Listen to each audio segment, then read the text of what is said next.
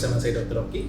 Saya Dr. Friska. Hari ini kita akan membahas tentang benjolan pada payudara. Nah, ini pertanyaan yang paling sering ditanyakan nih Dr. Friska. Apa saja sih yang bisa menyebabkan benjolan pada payudara? Ya, penyebab benjolan pada payudara itu sebenarnya ada banyak macam. Ada yang berbahaya maupun yang tidak berbahaya. Yang paling sering biasanya adalah fibroadenoma mame atau yang biasa dikenal dengan nama FAM. Terus juga ada yang penyebabnya gara-gara kista, kemudian akibat nekrosis lemak dan sebagainya. Ini memang lumayan jarang lah ya. Kita bahas yang paling sering aja tadi, yang fibroadenoma. Ini merupakan tumor payudara jinak. Biasanya sering terjadi pada usia-usia 20-an, 30-an tahun nih. Kalau dipegang itu biasa kenyal-kenyal dan biasanya orangnya juga berasa ini kayaknya bisa digoyang ya, bisa digerakkan gitu. Dan kemudian yang paling khas adalah kalau seandainya menjelang menstruasi, biasanya dia itu ikut membesar dan kemudian mengempes sesuai siklus menstruasi. Begitu selesai menstruasi dia ikut mengecil biasanya. Gimana sih dok cara mendeteksi dini apabila ada benjolan pada payudara? Kita itu perlu melakukan yang namanya sadari atau pemeriksaan payudara sendiri. Ada banyak sih tekniknya sebenarnya yang bisa dilakukan. Yang pertama, kalau di depan cermin kita bisa lihat dulu ukurannya sama besar apa enggak, kemudian ada perubahan yang terjadi nggak, misalnya dari tekstur kulitnya, kemudian warnanya. Biasanya kan kelihatan ya, kalau cewek kan tiap hari ngaca, biasanya sih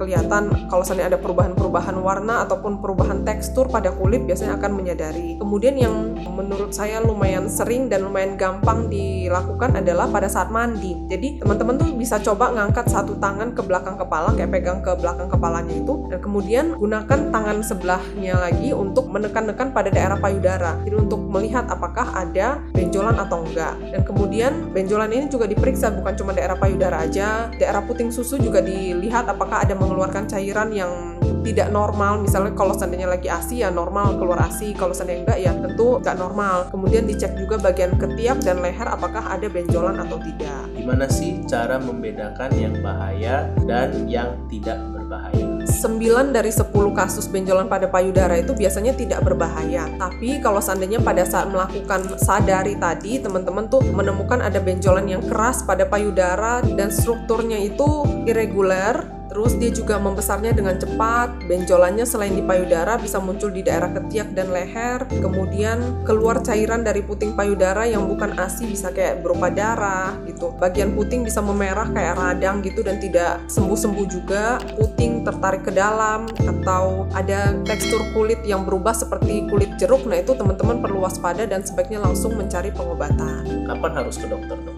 Jadi sebenarnya sih kalau mau amannya, kalau teman-teman menemukan ada benjolan di daerah payudara, ketiak ataupun leher, kalau nggak yakin ini apa, sebaiknya memang langsung melakukan pemeriksaan ke dokter. Jadi untuk supaya dokter bisa memastikan ini memang benjolan yang berbahaya atau tidak. Biar lebih aman ya dok ya? Ya, langsung ke dokter kalau ada benjolan.